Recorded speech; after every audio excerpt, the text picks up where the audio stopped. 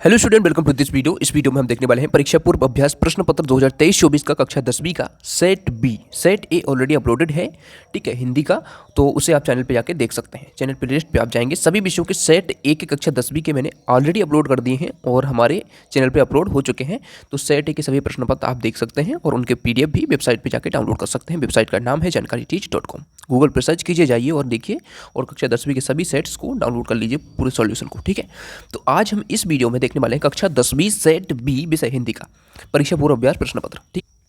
तो चलिए शुरू करते हैं। यहाँ पर देख सकते हैं, सभी निर्देश पढ़ लीजिए। इस प्रकार से आपका पेपर आता है। तो सही विकल्प का चयन करना है। सबसे पहले सही विकल्प हम देख लेते हैं। पहला क्वेश्चन देखिए, बिहारी किस काव्य धारा के कवि हैं?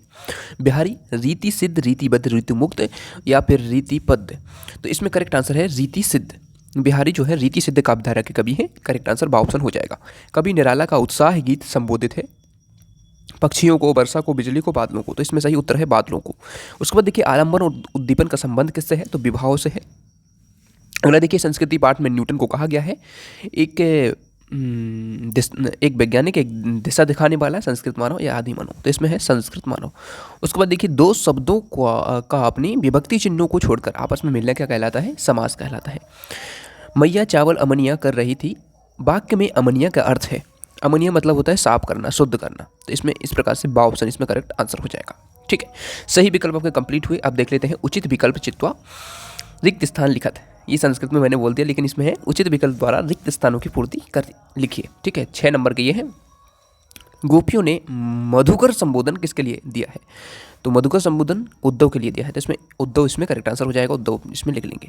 नायक नायिका के संयोग या वियोग का वर्णन किस रस में होता है? तो इसमें है श्रृंगार रस में होता है। उसके बाद देखिए, काव्य की शोभा बढ़ाने वाले तत्व क्या कहलाते हैं? तो इसमें हो जाएगा काव्य की शोभा बढ़ाने वाले तत्व अलंकार कहलाते हैं। आभूषण जिन्हें हम कहते हैं काव्य का, ठीक है। गुरु नानक की थाली के थोड़े से चावल छिटक कर बाहर गिर गए। तो इसमें चावल आ जाएगा। यशोगान खालिस्तान संधि का उदाहरण है। तो यशोगान जो है इसमें विसर्ग संधि का उदाहरण है, ठीक है। यस प्लस गान, यसा प्लस गान इसका क्या होता है? ये यसा प्लस गान इसका क्या होता है? यसा प्लस गान इसका विच्छेद होता है, इसलिए इसमें विसर्ग संधि आ जाएगी। पंचगंगा घाट खालिस्तान में स्थित है। तो करेक्ट आंसर हो जाएगा काशी। काशी यानी वाराणसी, ठीक है। आपने सुना होगा वाराणसी, सेम ही है। इसमें काशी इसमें लगा लेंगे, ठीक है। तो उचित विकल्प चित्वा ये हो गए। उसके बाद देखिए, क्वेश्चन नंबर 3 देखिए, निम्नलिखित कथनों के समक्ष सत्य असत्य लिखना है। परशुराम के फरसे को देखकर लक्ष्मण भयभीत हो गए। तो नहीं, ऐसा नहीं है, ये असत्य हो जाएगा। अगला क्वेश्चन देखिए, लय ताल तो कहती गति, मात्रा एवं चरण से युक्त रचना छंद कहलाती है। तो ये सही है, बिल्कुल सत्य है। अगला देखिए, धरती से कुछ ज़्यादा ही धैर्य और सहन शक्ति मन्नू की माँ में थी। तो ये भी सही है, मतलब सत्य है। रेखा चित्र को शब्द चित्र भी कहते हैं। तो ये करेक्ट है। राम बाजार जाता है एक आज्ञावाचक वाक्य, तो गलत है। आज्ञावाचक नहीं है, एक सामान्य वाक्य है, ठीक है। इसमें किसी को आज्ञा नहीं दी जा रही है, तो ये असत्य हो जाएगा, ठीक है। आगे मैंने लिखित उत्तर भी दिए हैं कॉपी में, तो आप निश्चिंत रहें। सभी के आंसर आपको एक करके लिखित भी हैं, तो वो भी आप देख सकते हैं अभी। देखिए, मैं अथवा सहित कंप्लीट सॉल्यूशन बताने वाला हूँ। एक भी प्रश्न नहीं छोड़ेंगे, पूरा सॉल्यूशन देखेंगे। वीडियो में अंत तक जरूर बने रहें और वीडियो को लाइक जरूर कर दें। सेट ए के सॉल्यूशन देखना है तो चैनल की प्लेलिस्ट पे जाइए, और यदि इसका PDF डाउनलोड करना है तो वेबसाइट है जानकारीटीच.com, उस पर जाके डाउनलोड कर लीजिए। भोलानाथ के पिता उन्हें गोरस भात चांदी के कटोरी में खिलाते, तो गलत है। चांदी के में नहीं खिलाते थे, ये असत्य है। एक धातु की कटोरी में खिलाते थे जिसे फूल कहा जाता था, ठीक है, तो इसलिए ये गलत है। अब देखिए, सही जोड़ी मिलान कर लेते हैं। दंतुरित, दंतुरित का मतलब क्या होता है? बच्चों के नए नए दांत, ठीक है। अधिक बड़ा चढ़ा का कहना मतलब अतिशयोक्ति। रेल का टिकट, ये किसकी रचना है? भदंत आनंद कौशल्यायन। क्रियाकर्ता के अनुसार कर्तवाच, मीठा बोलने वाला मृदुभाषी होता है। एंड अणु बम विस्फोट विज्ञान का दुरुपयोग है। तो इस प्रकार से सही जोड़ी हो जाएंगी। उसके बाद देखिए, निम्नलिखित प्रश्नों के उत्तर एक एक वाक्य में लिखिए। एक एक वाक्य में लिखना है। देखिए, क्वेश्चन पूछा गया है, मुख्य गायक को ढांढस बांधने का काम कौन करता है? तो संगतकार करता है। कौन करता है? संगतकार, ठीक है। काव्य की आत्मा किसे कहा जाता है? काव्य की आत्मा रस को कहा जाता है, तो इसमें रस आ जाएगा। अगला देखिए, बाल गोविंद भगत की प्रभातियाँ किस माह से शुरू होती थी? कार्तिक माह से, ठीक है। तो इसमें कार्तिक आ जाएगा। वीरस की कविताओं में कौन सा गुण होता है? तो ओज गुण होता है इसमें, ठीक है। ओज गुण की कविताएं आपने पढ़ी होंगी। सिंहासन उलटे, ठीक है। राजवंशों ने विकृत आनी थी, झांसी वाली रानी, ठीक है, वो वाला। साना साना हाथ जोड़िए पाठ के अनुसार कुटिया में चक्र घूमता है। कौन सा चक्र घूमता है? तो इसमें धर्म चक्र इसका आंसर हो जाएगा। धर्म चक्र, सॉरी धर्म गलत लिख दिया मैंने, धर्म ऐसा चक्र, ठीक है।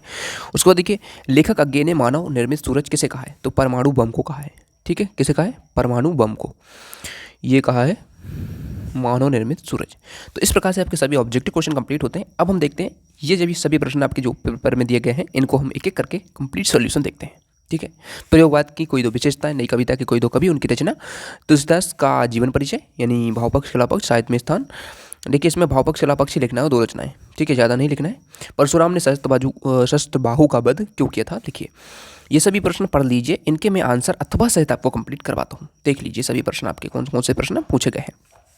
ठीक है, सभी प्रश्न एक बार देख लीजिए और इनके सॉल्यूशन अब मैं आपको बताता हूँ। और पेपर आपके पास वैसे होगा ही, नहीं है तो पूरा देख लीजिए। और पूरा पीडीएफ डाउनलोड करना चाहते हैं पेपर का और साथ ही सॉल्यूशन का, तो वेबसाइट पर चले जाइए जानकारीटीच.com। तो देखिए परीक्षा पूर्व अभ्यास प्रश्न पत्र 2024 कक्षा 10वीं हिंदी सेट बी, ये आपके सही विकल्प के आंसर हो जाएंगे। ठीक है, और ये हो जाएंगे आपके रिक्त स्थान के, जो मैं आपको ऑलरेडी बता चुका हूँ, वही आंसर हैं और वही इसमें लिखे हुए हैं। ठीक है, उसके बाद देखिए सही जोड़ियाँ, ये सही जोड़ी हो जाएंगी। पहली की हो जाएगी ये, दूसरे की ये, तीसरे की ये, चौथे की ये, पांचवे की ये। ठीक है, छठा की ये, और उसके बाद एक शब्द वाक्य के उत्तर जो मैंने आपको सभी बता दिए हैं वो ये हो जाएंगे। ठीक है, उसके बाद देखिए प्रयोगवाद की कोई दो विशेषताएं या प्रवृत्तियां लिखिए। प्रश्न 6 आपका जो पूछा गया है उसका उत्तर देखिए। प्रयोगवाद कवियों ने पुराने एवं प्रचलित उपमानों के स्थान पर नवीन उपमानों का प्रयोग किया है। एक विशेषता तो ये हो गई प्रयोगवाद की। दूसरी विशेषता है प्रयोगवादी कवि मानते हैं कि काव्य के पुराने उपमान अब बासी पड़ गए हैं। तो ये दो विशेषताएं हो जाएंगी। उसके बाद देखिए नई कविता के कोई दो कवि, उनकी एक एक रचना का नाम लिखना है।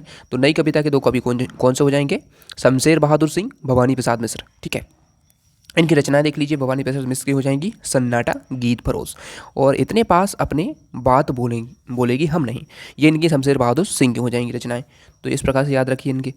उसके बाद प्रश्न 7 आपका पूछा है तुलसीदास का। ठीक है, तुलसीदास का इसमें कवि परिचय पूछा है, जिसमें आपको रचनाएं बतानी है और भावपक्ष शिलापक्ष बताना है। ठीक है, तो देखिए विनय पत्रिका, रामचरितमानस, पार्वती मंगल, दोहाबली, इनकी सभी रचनाएं हो जाएंगी। दो याद रखिए, वैसे सभी कर लीजिए याद, सिंपल सा है। भावपक्ष देखिए तुलसीदास का भावपक्ष यहाँ से हो जाएगा। तुलसीदास जी राम भक्ति शाखा के प्रमुख कवि थे। तुलसीदास का दृष्टिकोण अत्यंत व्यापक एवं समन्वयवादी था।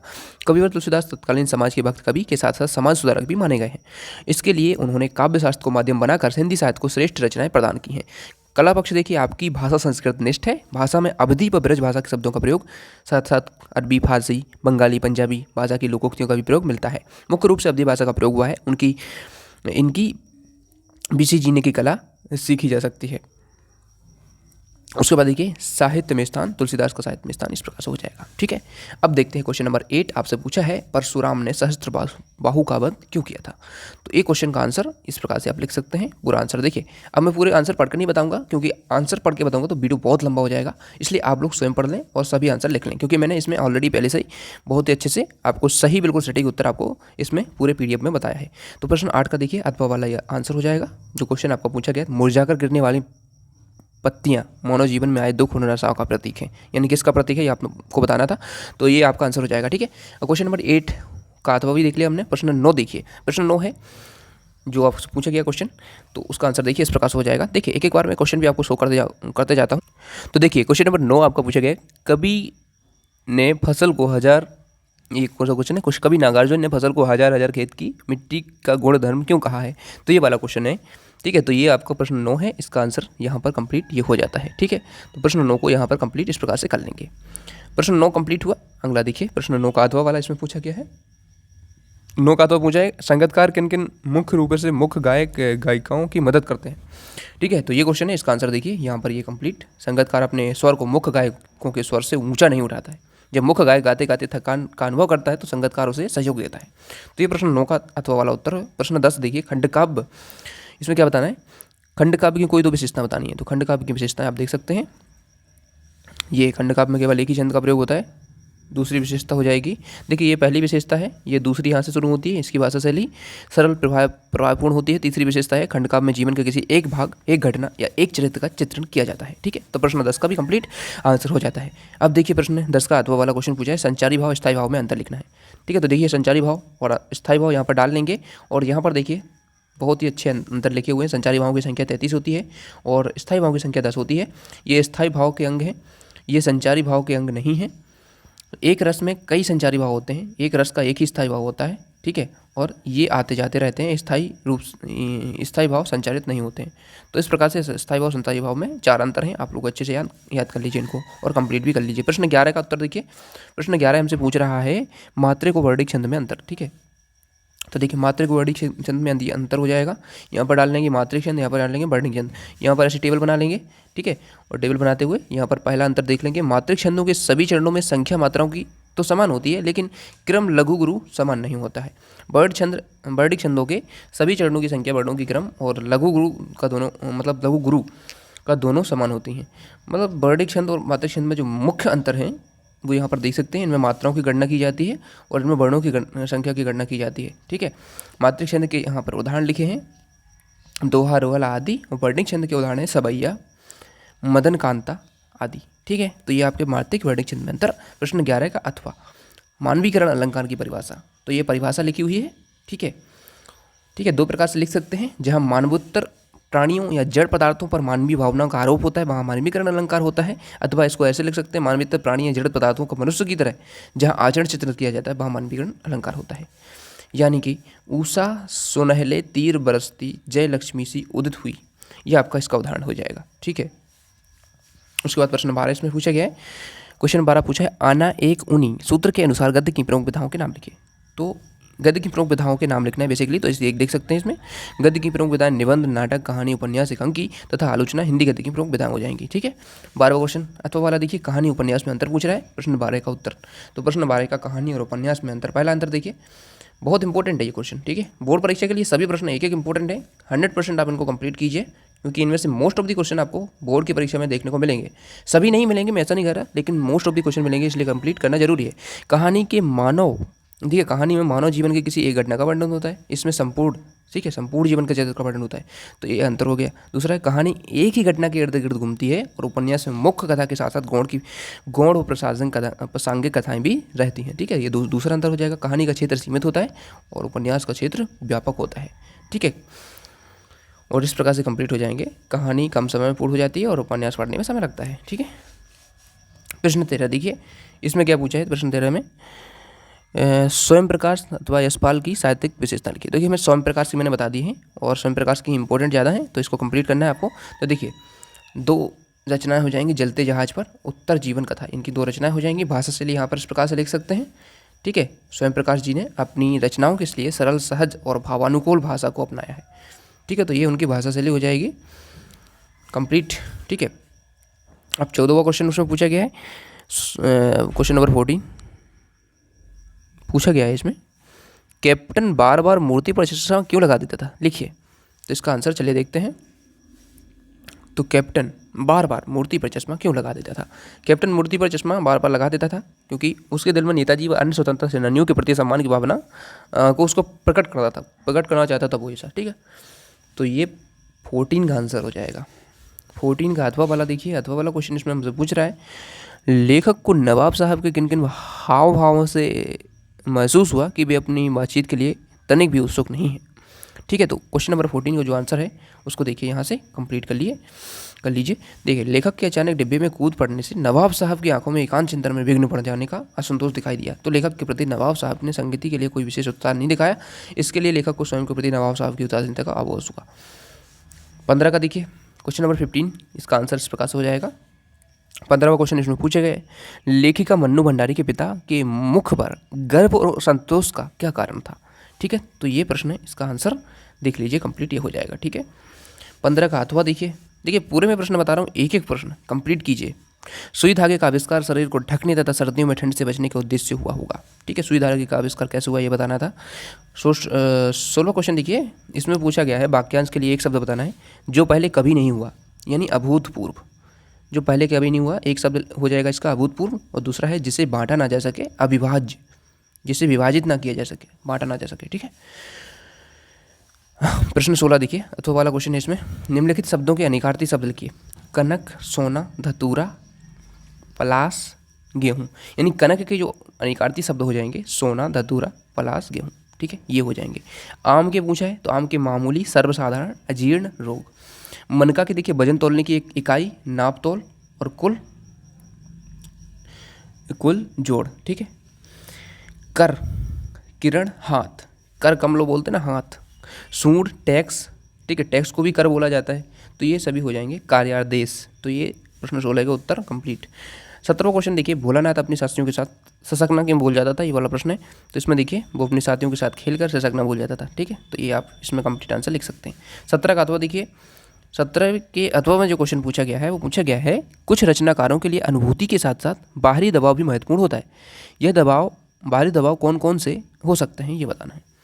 तो चलिए इसका हम देख लेते हैं। इसका आंसर यहाँ से कंप्लीट इतना कीजिए, फिर लिखिए ये जो दबाव हो सकते हैं, आर्थिक लाभ की आकांक्षा, सामाजिक परिस्थितियाँ, संपादक का आग्रह, विशिष्ट के पक्ष में प्रस्तुत करने का दबाव, ये सभी दबाव हो सकते हैं, ठीक है। क्वेश्चन नंबर 18 देखिए, अब हम संदर्भ प्रसंग सहित व्याख्या देखते हैं। और देखिए संदर्भ प्रसंग सहित व्याख्या में उज्जवल गाथा कैसे गाऊं, ठीक है, मुस्कुरा कर जो भाग गया, ये इसमें देखिए जो लिखा है संदर्भ देखिए, प्रस्तुत पद्यांश जो है हमारी पाठ्य पुस्तक, देखिए पूरा आपको पढ़ना है तो पेपर में देख लीजिए, पेपर में पूरा लिखा हुआ है ये। उज्जवल गाथा कैसे गाऊं, मधुर चांदनी रातों की, अरे खिलाकर हंसते होने वाली उन बातों की, मिला कहाँ वह सुख जिसका मैं स्वप्न देख कर जाग गया, आलिंगन में आते आते मुस्कुरा कर जो भाग गया।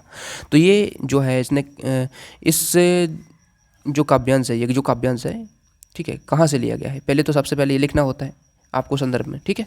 उसको प्रसंग में लिखना होता है कि इसमें बताया क्या जा रहा है, किस बारे में कभी बात कर रहा है। तो सबसे पहले लिख लीजिए, प्रस्तुत पद्यांश हमारी पाठ्य पुस्तक क्षितिज भाग 2 के पाठ आत्मकथा, आत्मकथ्य से लिया गया है, जिसके रचयिता जयशंकर प्रसाद हैं, ठीक है। उसके बाद प्रसंग देखिए, अपनी मृत्यु के पश्चात, अपनी पत्नी की मृत्यु के बाद कभी अपने जीवन को दुखमयी समझता है और अपनी पत्नी के साथ बताए मधुर पलों की जिक्र करते हुए कहता है कि, अब व्याख्या में देखिए, चांदनी रातों में मैंने अपने प्रेयसी के साथ एकांत में खिलखिलाकर हंसते हुए, उसे प्यार भरी मीठी बातें करते हुए जो समय बताया था, वह मधुर स्मृतियाँ ही अब मेरे जीवन जीने का एकमात्र सहारा है। तो पूरा इस प्रकार से आप लिख सकते हैं, ठीक है, यहाँ पर कंप्लीट हो जाता है, ठीक है। काफ़ी बड़ा है ये, क्योंकि उसमें संदर्भ में मतलब पूरी व्याख्या उसमें करनी होती है। अब क्वेश्चन नंबर 18 जो दिया गया है, इसमें आपसे पूछा है, तुम्हारी यह दंतुरित मुस्कान मृतक में भी डाल देगी जान, ये वाला जो है, ये वाला पूछा गया है आपसे, कौन से पाठ से, ये पूछा गया है आपका, यह दंतुरित मुस्कान, ये जो पाठ आपका है आपकी क्षितिज भाग 2 में, नागार्जुन इसके कवि हैं, ठीक है। और प्रसंग देख सकते हैं यहाँ पर, ये प्रसंग यहाँ पर हो जाएगा, ठीक है। और उसके बाद व्याख्या देख सकते हैं, व्याख्या यहाँ से कंप्लीट हो जाएगी, ठीक है, ये व्याख्या हो जाएगी कंप्लीट, ठीक है। सॉल्यूशन के लिए आप पीडीएफ के लिए पूरा पीडीएफ डाउनलोड करना चाहते हैं तो वेबसाइट जरूर विजिट करें, ठीक है। और वीडियो को अभी तक लाइक नहीं किया, लाइक कर दें, साथ ही प्लेलिस्ट को विजिट करें सभी विषयों के सॉल्यूशन के लिए। क्वेश्चन नंबर 19 देखिए, 19वां क्वेश्चन हमसे पूछ रहा है, इसमें गद्यांश ही दिए हैं, संदर्भ प्रसंग से व्याख्या करनी है, दोनों गद्यांश हैं, इनके हम देख रहे हैं, ये प्रश्न आप देख लीजिए, दोनों गद्यांश के क्रम से हम देखते हैं आंसर, ठीक है। तो देखिए ये संदर्भ हो जाएगा, प्रश्न 19 का जो पहला वाला दिया है मन्नू भंडारी द्वारा लिखित है, प्रसंग हो जाएगा, ये व्याख्या हो जाएगी, ठीक है। तो ये व्याख्या कंप्लीट कर लेंगे, ये पूरी लिखनी है व्याख्या, क्योंकि उसमें काफ़ी ज़्यादा दिया गया है। विशेष भी आप लिख सकते हैं, फर्स्ट वाले में भी विशेष में आप लिख सकते हैं, इसमें कौन सा अलंकार है वगैरह वगैरह। तो इसमें तो अलंकार नहीं होगा, इसमें तो जो भाषा शैली है उसके बारे में बताया जाता है गद्यांश में, पद्यांश में अलंकार वगैरह आप लिख सकते हैं। 19 का अथवा वाला देखिए, इसमें संदर्भ प्रसंग और व्याख्या, ठीक है, इस प्रकार से कंप्लीट हो जाता है। प्रश्न 20 देखिए, अनुच्छेद लेखन से आपका प्रश्न पूछा गया है, समय का महत्व पर अनुच्छेद लेखन कीजिए। तो संकेत बिंदु देखिए, कुछ ऐसे बिंदु हैं, इनके ऊपर आप अनुच्छेद लेखन कर सकते हैं। समय एक घूमता चक्र है, बहता पानी है, एक बार जाने के बाद लौट कर नहीं आता, अतः समय अनमोल है, इसका सदुपयोग ही इसकी पहचान है, ठीक है। तो ये आपका यहाँ पर कंप्लीट हो जाता है। उसके बाद क्वेश्चन नंबर 20 का उत्तर लिखेंगे अथवा वाला, दो मित्रों के बीच परीक्षा को लेकर जो संवाद हुआ था, मतलब जो संवाद होता है जनरली वो आपको लिखना है। जैसे कोई मित्र है अभिषेक और रितेश, इनके बीच में जो संवाद हो रहा है उसको आपको लिखना है। तो यहाँ पर देख सकते हैं कि इस प्रकार से लिखा जाता है संवाद लेखन, इसको पूरा आप देख लीजिए, उनके बीच में कैसी बातचीत हो रही है। इसमें ध्यान रखना होता है कि कैसे कहाँ चिन्हों को लगाना है, ठीक है। जैसे यहाँ पर कोमा लगा हुआ है, अर्धविराम, यहाँ पर फुल स्टॉप, पूर्ण विराम, तो ये जरूरी है, इसको लगाना ही चाहिए, अच्छे से लगाना चाहिए, छूटना नहीं चाहिए, क्योंकि नंबर कटते हैं। जैसे कोई क्वेश्चन कर रहा है तो उसमें क्वेश्चन मार्क लगा दीजिए, ठीक है। तो इस प्रकार से ये पूरा हो जाएगा कंप्लीट। और उसके बाद 21वां क्वेश्चन देखिए, 21वें क्वेश्चन में आपको एक अपठित गद्यांश दिया गया है, सॉरी इसमें पद्यांश है पहले, फिर गद्यांश भी दिया गया है, अथवा में गद्यांश दिया है, इसमें पद्यांश दिया है। तो ये दो प्रश्न देख लीजिए, इनके हम आंसर देखते हैं, ठीक है। 21वां जो क्वेश्चन पूछा गया है, उपयुक्त गद्यांश का शीर्षक आपको बताना है, स्नेह की दयामयी मूर्ति कौन है, ये वाले जो क्वेश्चन पूछे गए हैं। ठीक है, तो देखो दूसरा प्रश्न इसका ये हो जाएगा और इसका जो शीर्षक हो जाएगा मातृत्व का अद्वितीय आशीर्वाद। ठीक है, दूसरा है स्नेह की दयामयी मूर्ति, यहाँ एक माँ को दर्शाती है जो अपने बच्चे के प्रति असीम प्रेम और दया की प्रतिमूर्ति होती है। ठीक है, थर्ड वाला देखिए उपयुक्त पद्यांश, इसमें आपको सारांश लिखना है तो पूरा सारांश आप इस प्रकार से लिख सकते हैं। ठीक है, ये सारांश हो जाएगा। उसके बाद इसमें अथवा वाला पूछा गया 21 का, इसमें अथवा में एक गद्यांश दिया गया है जिसका शीर्षक आप लिख सकते हैं मनुष्यता, कर्म और श्रेष्ठता का संगम। ठीक है, और सेकंड वाला इसका आंसर इस प्रकार से हो जाएगा, थर्ड वाला इस प्रकार से हो जाएगा सारांश। ठीक है, देखिए सारांश में पूरा लिखना होता है, उसके बारे में अपने शब्दों में लिखना होता है सारांश। ठीक है, अब 22वां प्रश्न और फाइनली 23वां प्रश्न और कंप्लीट पूरा सॉल्यूशन मैंने आपको बता दिया। ठीक है, 22वां प्रश्न भी हम देख लेते हैं। बाढ़ में व्याप्त गंदगी को दूर करने के लिए निवेदन करते हुए अपने शहर के नगरपालिका अधिकारी को आवेदन पत्र लिखना है। हाई स्कूल परीक्षा उत्तीर्ण करने के बाद अपने छोटे भाई या बहन से विषय चयन के बारे में जानकारी लेते हुए पत्र लिखिए। ठीक है, निम्नलिखित में से किसी एक विषय पर निबंध लिखना है तो मैं यहाँ पर पर्यावरण प्रदूषण पर निबंध भी बता दूंगा। तो 22वां का आंसर देखिए पहले, ये हो जाएगा। ठीक है, ये 22वें क्वेश्चन का आंसर हो जाएगा और यहाँ पर कंप्लीट यहाँ तक हो जाएगा। ठीक है, उसके बाद प्रश्न 22 का अथवा वाला क्वेश्चन है। ठीक है, ये इस प्रकार से लिखेंगे विषय चयन के संबंध में। ठीक है, तो ये कंप्लीट यहाँ पर हो जाता है। ठीक है, उसके बाद देखिए प्रश्न 23 का उत्तर, सांस लेना भी अब मुश्किल हो गया है। देखिए कोटेशन के साथ शुरू करेंगे हम निबंध का, जिससे बहुत ही अट्रैक्टिव लगता है निबंध, और इसमें बहुत सारे कोटेशन आप जोड़ सकते हैं। पेड़ लगाओ, ठीक है, पेड़ों से संबंधित, पर्यावरण से संबंधित, ताकि इसमें थोड़ा अट्रैक्टिव दिखे हमारा निबंध। ठीक है, सांस लेना भी अब मुश्किल हो गया है, वातावरण जो इतना प्रदूषित हो गया है। ठीक है, तो ये कोटेशन से शुरुआत करेंगे और यहाँ पर पहले हम विस्तृत रूपरेखा लिखेंगे। रूपरेखा में प्रस्तावना लिखेंगे, प्रदूषण के विभिन्न प्रकार लिखेंगे, समस्या और समाधान और उपसंहार। छोटा सा निबंध लिखेंगे, ज़्यादा लिखने की जरूरत नहीं है, 250 शब्दों में आप लिख दें, आपको पूरे नंबर मिलेंगे, 4 नंबर। ठीक है, तो उसी हिसाब से मैंने इसमें निबंध को लिखा है। पर्यावरण प्रदूषण का अर्थ देखिए, पहले इसको अर्थ समझा देंगे और उसके बाद यहाँ पर दूसरी हेडिंग शुरू करेंगे, विभिन्न प्रकार। तो विभिन्न प्रकार में वायु प्रदूषण समझा सकते हैं, ये हो जाएगा वायु प्रदूषण, और उसके बाद आपका जल प्रदूषण समझा सकते हैं। और देखिए ये तो बहुत ही सरल है, आप आसानी से अपने हिसाब से भी लिख सकते हैं। निबंध को कभी रटना नहीं चाहिए, अपने हिसाब से लिखिए और एक बार पढ़ बस लीजिए, ताकि आपको शब्दों का पता लगे कि कैसे शब्दों को हमें लिखना है। ठीक है, रेडियोधर्मी प्रदूषण देख लीजिए। उसके बाद चौथा है ध्वनि प्रदूषण, और आप सभी जानते ही हैं प्रदूषण क्या होते हैं, रासायनिक प्रदूषण क्या होता है। ठीक है, कीटनाशक दवाइयों की वजह से होता है ये प्रदूषण। समस्या और समाधान, ये वाला एक हेडिंग है, अगली हेडिंग, तो ये आप देख लीजिए, यहाँ से हो जाएगी। ठीक है, उसके बाद प्रदूषण रोकने के लिए महत्वपूर्ण उपाय हैं, उपाय ये देख सकते हैं, ये उपाय, ये हेडिंग है। ठीक है, तो ये सभी हेडिंग कंप्लीट कर लेंगे आप लोग, और यहाँ पर उपसंहार लास्ट हेडिंग आपकी हो जाएगी, और यहाँ पर कंप्लीट होता है हमारा पूरा संपूर्ण सॉल्यूशन। ठीक है, सब्सक्राइब कर लीजिए जानकारी टीच को, और वेबसाइट पे जरूर विजिट करें जानकारीटीच.com पर। चलिए मिलते हैं नेक्स्ट वीडियो में। प्लेलिस्ट पे जाएं सभी विषयों के सॉल्यूशन के लिए, सेट ए और बी दोनों की। Thanks for watching.